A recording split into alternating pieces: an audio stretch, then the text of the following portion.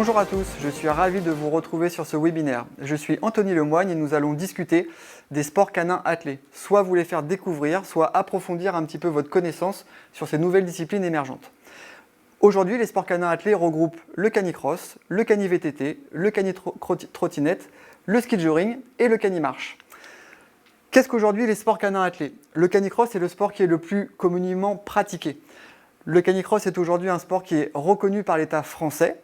Au niveau du ministère des Sports. C'est un sport qui est évidemment jeune, en pleine émergence, à la fois au niveau national mais également sur le plan international. Évidemment un sport qui se pratique avec un chien. C'est un sport d'observation, un sport de complicité et c'est surtout un sport qui a ses propres spécificités et ses propres fondamentaux. Donc c'est vraiment un sport à part entière qui est en train d'émerger et qui se démocratise. Et puis évidemment, c'est aussi, et c'est là où ça nous intéresse, un sport qui est pratiqué à tout âge, que ce soit du cani-baby quand on a 3 ans, jusqu'aux seniors et même jusqu'aux vétérans bien évidemment. Comme je le disais, le canicross peut être pratiqué à tout âge, quel que soit le niveau du coureur et surtout la race du chien. Aujourd'hui en France, il y a de plus en plus de licenciés, il y a une croissance qui est vraiment importante. On a des années où on fait plus 150, plus 200% de licenciés. Et donc c'est aujourd'hui à peu près 5000 personnes qui ont une licence dans un club et qui ont intégré un groupe d'entraînement. Donc ça mesure un petit peu l'ampleur qu'aujourd'hui le canicross et les sports canins attelés prennent sur le territoire national.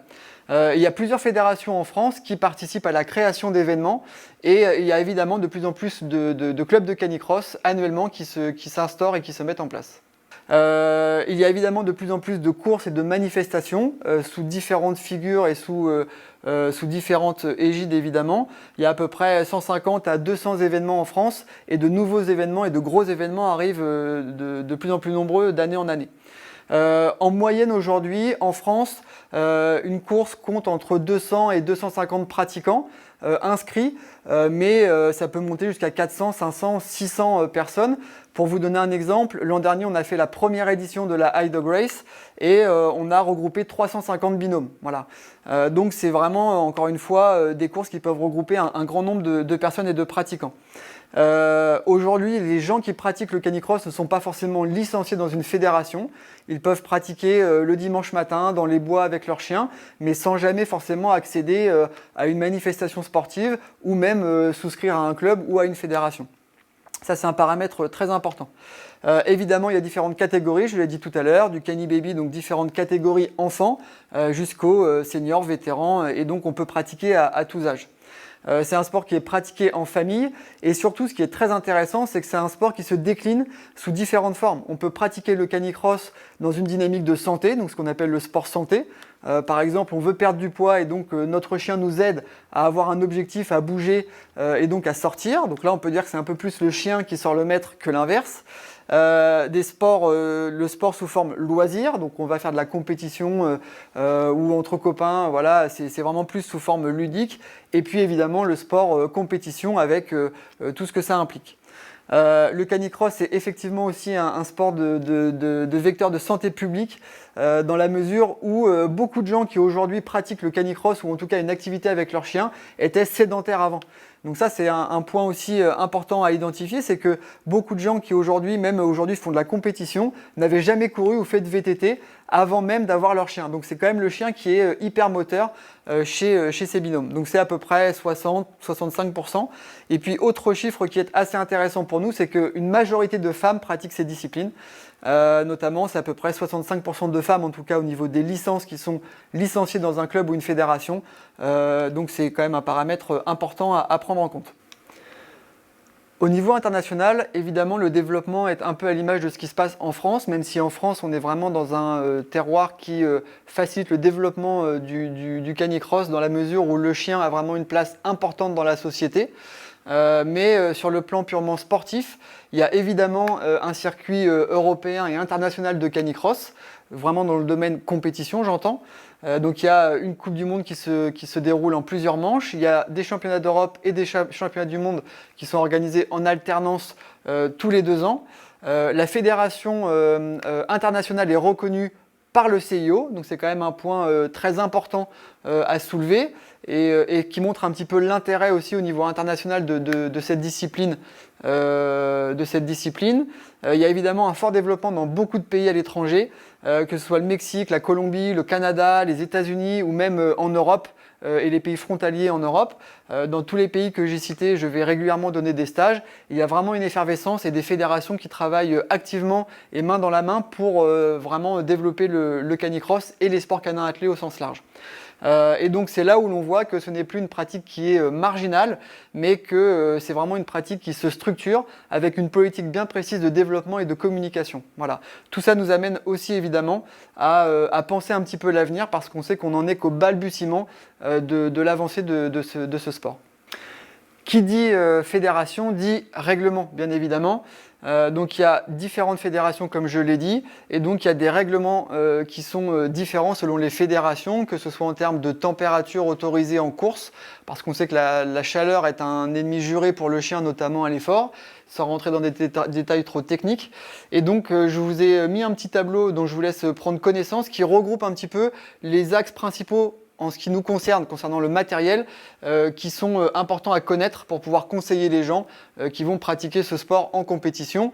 Mais attention, comme je l'ai dit tout à l'heure, ce n'est pas la majeure partie des gens qui pratiquent ce sport en compétition. Et une grande partie des personnes vont venir s'équiper et vont pratiquer de manière solitaire ou avec des amis le dimanche matin en forêt ou en bois. Donc voilà un petit peu, je vous laisse prendre connaissance de ces informations-là. Globalement, ce qu'il faut retenir, c'est que c'est la longueur de la longe qui va différencier selon les fédérations. Les ceintures et les baudriers sont autorisés quelles que soient les fédérations. Et après, c'est les règlements concernant les harnais, mais on y reviendra. À la fin de ce webinaire, il y aura un tableau complet qui va vous préciser quel équipement est autorisé dans quelle fédération. Voilà. Alors au tout début du webinaire, je vous ai parlé de sport canin attelé. Alors je me mets à votre place, vous n'êtes pas censé connaître parfaitement ces disciplines. Donc voilà un petit peu à quoi ça ressemble pour que vous visualisiez un petit peu ce que ça regroupe. Alors je vous l'ai dit évidemment, la plus grande partie des gens qui vont venir s'équiper chez vous font du canicross ou du canimarche ou du cani-rando, mais globalement voilà comment ça se décline. Donc sur l'image tout en haut à gauche, on est sur du cani-enfant, donc là on voit bien la foulée de ce magnifique enfant. Le cani-marche, donc sur la slide d'à côté, donc évidemment c'est une activité un peu plus pour les personnes qui sont en rééducation, personnes en surpoids, etc. Mais ça a vraiment son importance et aujourd'hui sur toutes les courses et manifestations qui sont organisées, il y a des cani-marches, canicross court, canicross long, cani-VTT, cani-trottinette. Donc ça, on retrouve ça à chaque fois au cœur des manifestations. Le canicross, donc illustré par l'image tout en haut à droite. Tout en bas à gauche, on retrouve le cani-trottinette. Donc pour vous donner une image, c'est un peu la trottinette que nos enfants ont, mais avec du matériel bien évidemment plus solide et plus élaboré. Sensation garantie, je vous l'assure, si un jour vous voulez essayer. Le cani-VTT, pareil, vraiment sympa à faire avec son chien, c'est vraiment du pilotage et c'est vraiment hyper ludique. Et puis après, quelque chose qui est encore un peu plus marginal, je vous l'accorde, mais qui est assez sympa à faire, c'est du ski joring, donc c'est la déclinaison du canicross sur les skis de fond. Et là, c'est pareil, c'est assez sympa, mais un peu plus difficile quand on est piètre skieur comme moi. Voilà. Donc voilà un petit peu comment ça se décline. Et encore une fois, tous les âges peuvent pratiquer ces sports et ces disciplines, même si dans le règlement des fédés, évidemment, pour le cani-VTT et le cani-trottinette, je crois que l'âge c'est 16 ans pour pratiquer en compétition. Donc là, vous avez la démonstration du sport qui peut être pratiqué globalement en compétition. Comme je vous l'ai dit, la majeure partie des gens qui pratiquent ces disciplines n'ont pas forcément envie d'aller pratiquer en compétition. Et donc, vous allez voir un petit peu la différence d'équipement entre cette slide-là où on voit un petit peu la différence d'équipement en harnais, longe et baudrier, et cette slide-là où on voit les gens qui pratiquent de manière un peu plus ludique, seuls, en forêt, en montagne, où on va avoir d'autres gammes qui vont être utilisées en fonction de l'intensité de l'effort qu'on va proposer à nos chiens et de la régularité qu'on aura à l'entraînement. Rentrons maintenant dans ce qui nous intéresse vraiment, à savoir le matériel. Je me mets un petit peu à votre place, vous ne pratiquez pas cette discipline, vous ne savez pas trop comment conseiller les gens et c'est pas forcément facile d'être à l'aise face aux clients. Néanmoins, c'est pas très compliqué. La première chose à faire, c'est comme pour n'importe quel autre article, quelqu'un qui vient dans votre magasin pour acheter une paire de chaussures, il faut identifier. La première chose, c'est la pratique du client. Je viens acheter une paire de chaussures, est-ce que je fais du trail? Est-ce que je fais de la course sur route? Est-ce que je cours tous les jours? Quel poids je fais, etc., etc. Et bien là, c'est exactement la même chose. La première chose à faire, c'est identifier la pratique du client. Est-ce que je fais du canicross, du canimarche, du canirando? Combien de fois je pratique par semaine? Est-ce que je pratique en compétition, etc., etc. Donc globalement, c'est qu'est-ce que le client recherche pour son chien? Est-ce que je cherche un harnais qui va être davantage citadin pour la balade et une fois par mois, je vais trottiner un petit peu avec mon chien où je pourrais l'atteler? Ou est-ce que je viens vraiment chercher un équipement? Je suis coureur à pied, j'ai un braque allemand ou un husky et je veux participer à ma première compétition. Voilà, donc on identifie le besoin du client pour les orienter après sur une des gammes que l'on a aujourd'hui à notre disposition et qui sont commercialisées. Donc voilà un petit peu la première chose à faire, c'est échanger avec le client, identifier son besoin et ensuite les orienter vers les différentes gammes qu'on a en rayon. Donc dans les slides qui vont arriver sur la fin du webinaire, je vais vous guider pour mieux comprendre l'utilité de chaque gamme et de chaque harnais, de chaque longe et de chaque baudrier.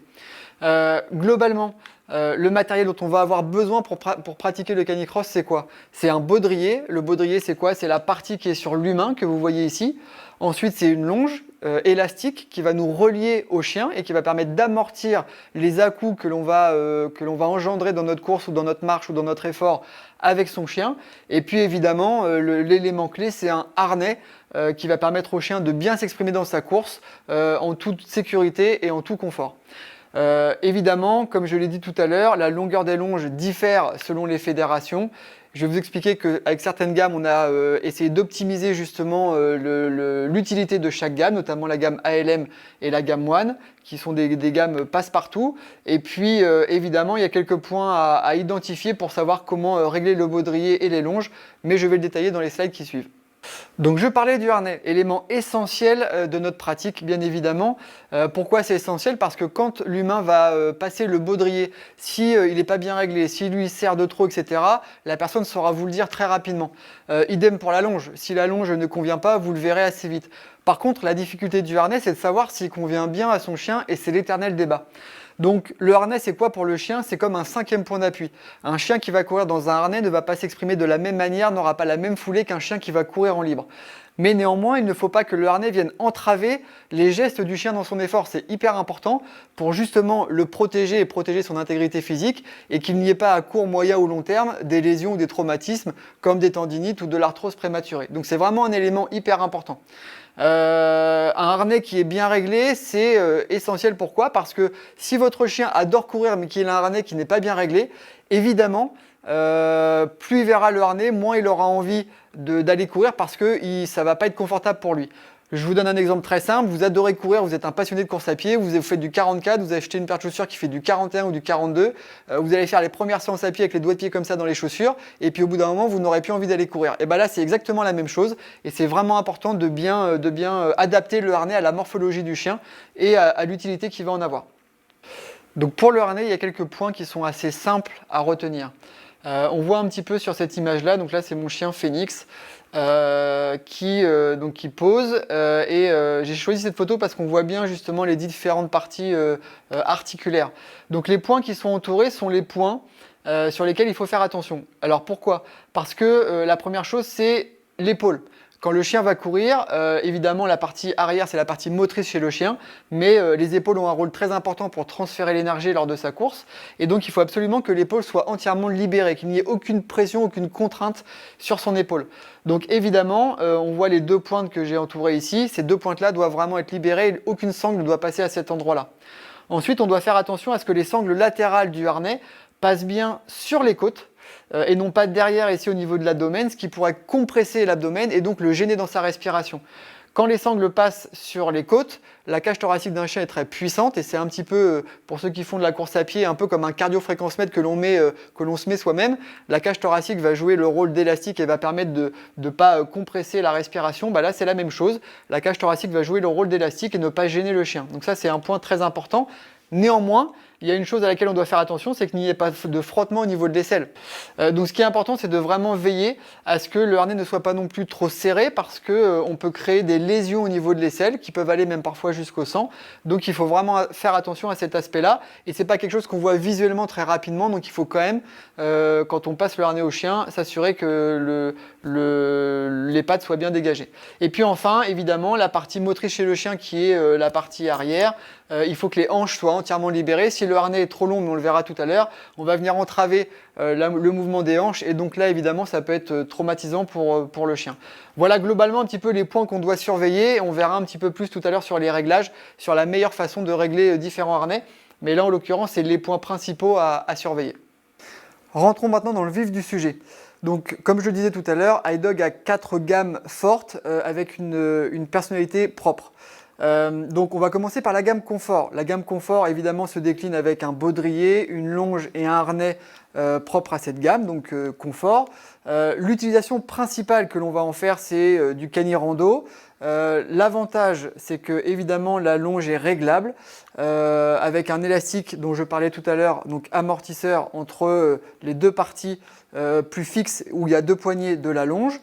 Donc c'est vraiment une longe qui est confortable, ça porte bien son nom. Les mousquetons que vous voyez à l'écran ici sont très souples et très légers plutôt. Donc ça c'est aussi un point qui est très important pour éviter tous les mouvements parasites de la longe. Donc ça c'est concernant la longe. Le baudrier, très confortable, vraiment réglable au niveau des sangles de l'entrejambe. Vous voyez que vous pouvez y apposer une gourde, des barres de céréales avec la pochette, des clés de voiture, etc. Donc c'est vraiment quelque chose qui est fait pour une pratique en montagne, Cani-Rando, sur des sorties avec votre chien sans aucun souci. Et puis enfin, l'élément clé, c'est le harnais du chien. Donc harnais qui est très intéressant. Pourquoi ? Parce qu'on voit bien que le point d'attache va pouvoir être ajustable en fonction des différents points de réglage que l'on a sur le chien. Donc on peut vraiment le régler en fonction de la morphologie du chien, en faisant attention aux différents points que j'ai mentionnés tout à l'heure sur la photo où on voyait Phoenix, pour que le chien soit vraiment à l'aise dans la pratique que vous allez lui proposer. Donc voilà un petit peu toute l'utilisation qu'on peut faire de la gamme confort et plus précisément du harnais confort.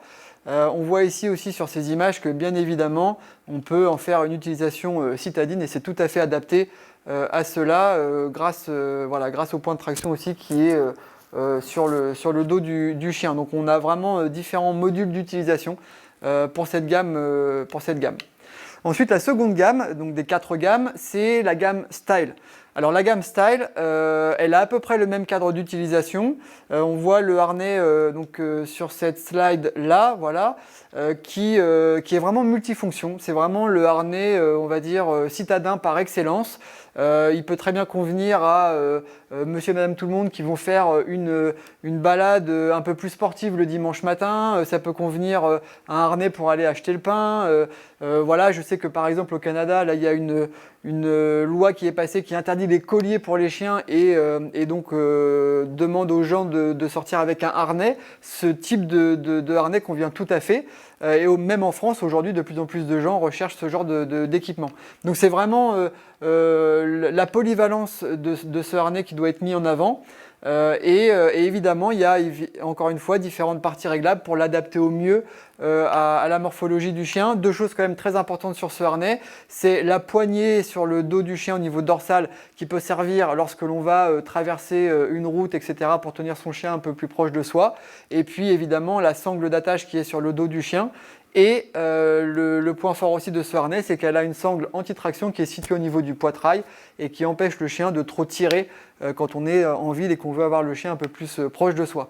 Donc voilà, donc là c'est vraiment une gamme davantage citadine et on va dire initiation au canicross. On peut très bien faire une traction légère avec ce genre de harnais, mais c'est vraiment dans le cadre d'une utilisation ponctuelle et sous forme d'initiation. Concernant la longe Style et le baudrier Style, on est un petit peu dans le même cadre que la gamme confort. Donc longe évidemment élastique, on n'a pas le même système d'attache mais c'est tout aussi fiable. Et puis le baudrier évidemment réglable avec des sangles de l'entrejambe qui peuvent être réglées sans aucun souci. La sangle ventrale également du baudrier peut être réglée.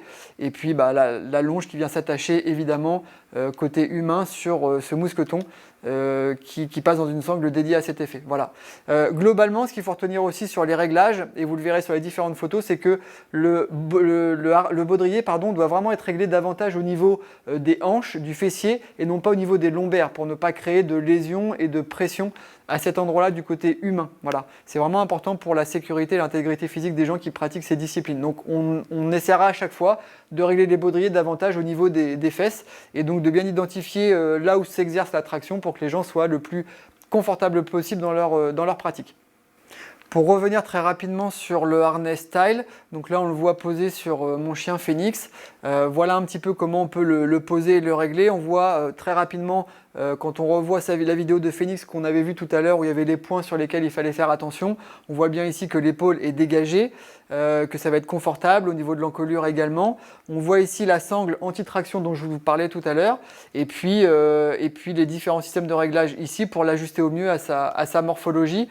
Et sur cette slide là, voilà, on voit un petit peu aussi qu'on peut rajouter un accouple ou alors une cordelette pour la pratique, on va dire, très légère du canicross. Encore une fois, ce harnais peut très bien convenir. Je prends l'exemple de trailers, de gars qui font de la course à pied en nature avec leur chien en libre et qui ont besoin d'avoir un harnais pour rattacher leur chien au moment de traverser une route, etc. Ce harnais-là convient tout à fait pour que le chien puisse courir en libre sans être blessé, sans être gêné, et puis de pouvoir le rattacher quand on le rappelle sans aucun souci. Voilà. Donc c'est encore une fois un harnais polyvalent, pas adapté réellement à la pratique du canicross intensif, mais qui est multifonctionnel. Donc pour résumer sur la gamme confort et la gamme style, c'est vraiment des gammes qui sont destinées à des gens qui ont une pratique qui peuvent être régulières, mais avec un chien qui exerce peu de traction, vraiment en mode loisir et qui n'est pas du tout destiné à la compétition. Ensuite, sur les deux autres gammes qui nous restent, donc la gamme One et la gamme ALM. Là, on est vraiment dans des gammes qui ont été conçues grâce à la compétition, pour la compétition. Évidemment, ce n'est pas leur seule utilisation, qui peut le plus, peut le moins. Donc c'est vraiment une gamme qui est vraiment complète et qui peut être utilisée dans une pratique intensive. Voilà, de canicross et de traction. Donc la gamme One, elle se compose également comme les autres gammes, donc ceinture, longe et un harnais. Ce qui est intéressant, c'est que c'est vraiment quelque chose d'entrée de gamme, premier prix, qui est un matériel assez élaboré, très léger et résistant, mais qui est, on va dire, à la portée de n'importe quelle bourse. Donc ça se décline comment? Le harnais One, est-ce que je l'ai juste après? Je l'ai là, voilà. Donc le harnais One, très souple, très léger. Très peu de risque de blesser le chien parce que les matériaux sont très doux et pas réglables, donc il n'y a pas de question à se poser, on l'enfile au chien je vous montrerai après comment l'enfiler et vérifier que ça correspond bien pour le chien, mais voilà, il y a très peu il n'y a pas de réglage, donc il n'y a pas trop de questions à se poser. Ensuite sur la longe One, donc, qui est autorisée en compétition, 1,96 m quand elle est en extension complète. Donc là on voit bien les systèmes de mousqueton, toujours la longe élastique qui est ici, donc qui permet encore une fois d'amortir les chocs qu'il pourrait y avoir entre le chien et le coureur ou le marcheur. Et puis la ceinture, donc là encore une fois on n'est pas dans un baudrier, il n'y a pas de sangle au niveau de l'entrejambe, c'est vraiment une ceinture. Moi ce que je conseille quand même, c'est que si les gens viennent vous voir et vous disent qu'ils vont pratiquer en compétition régulièrement, etc., de les orienter plus sur un baudrier qui sera beaucoup plus confortable qu'une ceinture qui va davantage bouger sur l'humain, pouvoir monter un petit peu, etc. Donc là, c'est vraiment pour des gens qui veulent faire de la compétition, pas mettre trop cher, mais avoir quand même quelque chose de qualité. Voilà. Donc ça, c'est un petit peu les trois éléments de la gamme One. Moi, à titre personnel, j'ai couru depuis 3 ans avec ce harnais One et il est très très bien, très léger et très souple pour le chien. Alors comment est-ce qu'on met un harnais? Je me mets à votre place, vous n'avez jamais passé de harnais à un chien, pas évident de savoir par où le passer. Alors je vous laisse regarder vite fait la vidéo sur ma chaîne Opale sur comment passer le harnais au chien. Donc évidemment on passe d'abord la tête et puis ensuite on passe à la fois la patte gauche en prenant soin de ne pas faire mal au chien et de ne pas mettre de pression dans les articulations, toujours très doucement, et puis également l'autre patte, et après on étire le harnais sur le dos du chien et on regarde toujours un harnais lorsqu'il est en tension. Quand vous mettez le harnais sur le dos du chien, pour voir s'il est bien, s'il va bien au chien, il faut mettre une tension sur la cordelette pour voir comment le harnais va venir se placer. Ça c'est très important. Et puis voilà, juste vérifier que l'ensemble des points qu'on peut voir ici, donc l'épaule, l'encolure pour que la chaîne ne soit pas gênée au niveau de la trachée, que la sangle vienne bien passer sur les côtes, que les hanches soient bien libérées. Voilà les points principaux qu'on doit vérifier quand on passe le harnais au chien. Chose très importante que je peux vous conseiller également, si jamais des gens viennent en magasin et veulent essayer le harnais, laissez les gens passer le harnais à leur chien. C'est pas toujours facile d'aller vers un chien que l'on ne connaît pas et vous n'êtes peut-être pas expert en la matière, donc conseillez les gens en leur disant voilà comment passer le harnais s'ils ne savent pas comment le passer, mais laissez la personne passer le harnais à son propre chien de manière à ce qu'il n'y ait pas de souci. Voilà. Je ne veux pas vous faire peur, mais c'est mieux de procéder ainsi pour que tout se passe. Voilà, le chien s'il est en magasin, il peut être un petit peu voilà, sur la réserve, donc soyez prudents par rapport à ça. Ce harnais convient, donc c'est un harnais type X-Back, donc vous voyez on voit une sorte de X sur le dos ici là, donc c'est X-Back. Ça convient à beaucoup de chiens, pas à tous les chiens, mais voilà, quand ça convient bien, c'est un harnais qui est très très bien d'utilisation. Juste un petit conseil aussi pour nettoyer, évitez de le mettre en machine. Moi je le passe régulièrement au jet d'eau ou à la brosse pour le nettoyer après les sorties. Voilà, ça évite de le fragiliser, c'est un petit peu comme les chaussures. Voilà. Donc pour terminer sur le harnais One, voilà un petit peu ce que ça donne une fois que le harnais est posé sur le chien. Donc vue du haut, vue du dessus, voilà ce que ça donne. Épaules bien libérées. Encore une fois, comme c'est pas réglable, c'est dur d'avoir un harnais parfaitement adapté au chien. Et c'est ce qui va m'amener tranquillement sur la gamme ALM, donc, dont le harnais est réglable. Et c'est un petit peu le produit phare, on va dire, de la marque iDog. Et donc là, ça va être intéressant d'échanger dessus. Là, on voit un petit peu sur un nordique le harnais One qui est convenablement posé. Voilà, donc au niveau du poitrail, voilà un petit peu ce que ça donne. Donc la gamme ALM, donc là on est sur une gamme vraiment élaborée pour la compétition. Encore une fois, si on peut faire de la compétition avec, on peut très bien l'utiliser en dehors du cadre de la compétition. Voilà, on n'est pas obligé de l'acheter parce qu'on fait de la compétition. Globalement, encore une fois, baudrier, longe, harnais, c'est une gamme très technique et qui est très novatrice. Pourquoi novatrice? Parce que chaque produit a sa propre spécificité et surtout des points, des aspects que personne n'a développés avant. Je m'explique. Le baudrier Canyon, donc que vous allez voir ici sur les photos, donc on voit ici, le baudrier Canyon est très léger, très confortable. Évidemment, il y a différents points de réglage pour l'ajuster au mieux à la morphologie de la personne, mais surtout, on a une sangle ici qui sert à maintenir le baudrier sur la personne et la sangle du bas qui est là, c'est là où la pression, la traction est exercée. Donc tout à l'heure quand je vous disais évitons de mettre les baudriers trop haut pour éviter des lésions au niveau du dos, là on voit bien que la sangle passe vraiment au milieu des fesses et donc ça apporte un confort dans l'effort. Voilà. Donc c'est une gamme qui est vraiment très confortable et un matériel très résistant pour l'avoir plus que malmené et plus que testé depuis des années.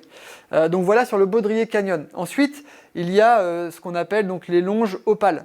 Alors la longe opale, elle est très intéressante. Pourquoi? Parce qu'aujourd'hui, toutes les marques qui pratiquent et qui vendent du matériel de canicross ont des longes avec une résistance standard. Nous, on s'est dit, il y a différentes puissances de chiens, différents poids de chiens, et donc on doit être capable de proposer aux gens une longe avec une résistance adaptée en fonction de la puissance de leur chien. Je m'explique pour que vous compreniez très bien. Prenez un chien qui fait, je sais pas moi, 40 kg et mettez-lui une longe avec une résistance élastique très faible. Quand le chien va se mettre en action et donc va tendre la longe, il va y avoir un gros à-coup parce que l'élastique va se tendre d'un coup et ensuite c'est comme s'il avait une laisse qui était rigide et non élastique. Et inversement, prenez un chien qui fait 5-6 kg, un petit Jack Russell avec une résistance de longe très dure, la longe, le Jack Russell va même pas réussir à étirer la longe et donc la longe n'aura aucune utilité. Donc nous on a créé 3 niveaux de dureté de longe, souple, médium et puis résistante, donc strong, de manière à pouvoir adapter la longe à la puissance du chien et à la pratique de la personne. Donc ça c'est vraiment quelque chose qui est très important et chacune de ces longes là évidemment est autorisée en compétition et dans toutes les fédérations. Et cette longe là se décline aussi en cani VTT, donc vous verrez dans le tableau la réglementation en canicross c'est que la longe ne doit pas dépasser 2 mètres en extension, donc la longe opale fait 1,90 m et en cani VTT la longe ne doit pas dépasser 2,50 m, elle fait 2,40 m. Mais comme tous les chiens ne font pas du cani-VTT, c'est très dur de faire du cani-VTT avec un tout petit chien peu puissant. Il y a seulement 2 niveaux de dureté de longe pour le cani-VTT, médium et strong. Voilà. Donc voilà un petit peu sur l'originalité de cette longe, mais qui est très importante pour ceux qui veulent avoir une résistance adaptée à la pratique et à la puissance de leur chien. Et puis enfin, on va arriver sur le harnais Phoenix. Donc là, vous voyez ma même chienne que tout à l'heure pour le harnais One. Donc ça, c'est le harnais Phoenix réglable. Pourquoi est-ce que c'est encore une fois un produit novateur? Tout simplement parce qu'il est réglable en 6 points. Aucune autre marque n'a fait ça. Et donc c'est très important de pouvoir vous expliquer un petit peu comment guider justement les gens. Alors il y aura un autre tuto qui va être réalisé sur le réglage du harnais Phoenix, qui est quand même un peu plus technique, mais qui dit produit technique, dit une certaine compréhension pour pouvoir optimiser son utilisation. Donc voilà un petit peu le harnais Phoenix réglable en 6 points au niveau de l'encolure, au niveau des sangles ventrales, au niveau des sangles latérales, au niveau du X sur le dos, et donc on peut régler la largeur, la longueur et évidemment aussi l'encolure pour que le chien soit très à l'aise dans son effort. Voilà un petit peu le produit un petit peu phare de la marque iDog qui aujourd'hui est très largement utilisé en compétition. Donc on a identifié 4 gammes bien précises, la gamme confort, la gamme style, principalement en loisir, sans grande traction, harnais citadin et un peu polyvalent. Dès qu'on va rentrer dans une dynamique un peu plus régulière, intensive, sportive, poussée et compétition, on est sur la gamme One et la gamme ALM. Gamme One, premier prix, entrée de gamme, très bien, très sécure, très confortable. Et puis la gamme ALM, gamme un peu plus technique, un peu plus poussée, évidemment un peu plus onéreuse, mais du matériel aussi très résistant pour une pratique en compétition poussée. Et je le redis, on n'est pas obligé de faire de la compétition pour acquérir ces gammes-là. Ici, on vous a présenté un tableau que je vous laisserai regarder au calme si vous voulez, qui reprend chaque gamme, One, Style, Confort et ALM, avec les différents caractéristiques produits, les types d'utilisation que l'on peut en faire, et puis évidemment ce qui est homologué ou pas dans chaque fédération pour que vous ayez une vision vraiment globale aujourd'hui des différentes gammes que l'on peut proposer. J'imagine que vous avez une vision plus précise de l'utilisation de chaque gamme. Et dans ce cadre-là, nous avons de la PLV qui est à disposition. Donc ce sont des présentoirs. Il y a un présentoir par gamme, donc 4 présentoirs en tout. Vous les voyez sur l'écran. Donc ALM complètement à gauche, la gamme Confort, la gamme One et la gamme Style. Donc le présentoir arrive sous cette forme-là. Et puis ensuite, le résultat final, une fois que vous avez installé votre présentoir, ressemble à ce que j'ai juste en face de moi. Petite précision importante, c'est que dans le présentoir est intégré le tableau que je viens de vous présenter tout à l'heure, où on détaille l'utilisation de la gamme et les caractéristiques produits, les types d'utilisation, etc., etc. Voilà. Donc tout ça est à évidemment votre disposition pour mettre en avant évidemment le matériel de Canicross et pouvoir communiquer au mieux sur les produits et la discipline.